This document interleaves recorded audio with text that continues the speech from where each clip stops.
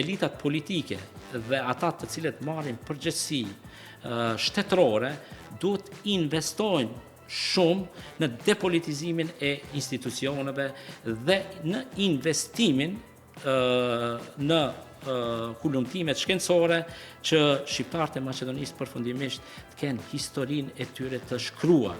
Sepse unë e kam thënë edhe në Tiranë edhe në Prishtinë gjithçka.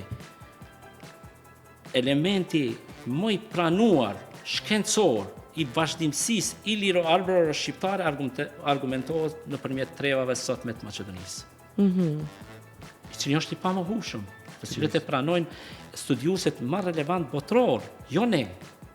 Po të tjerët kanë shkruar për ne, por është koha që ne kemi 3 universitete, kemi një institucion shkencor, të mbledhim forcat dhe ta shkruajmë historinë dhe kulturën. Ta rishkruajmë edhe një. Një herë Jo ta shkruajmë me fakte dhe argumente, jo për t'i marrë dikujt. Dhe ku jemi? Se vetëm Jo, janë disa argumente të cilat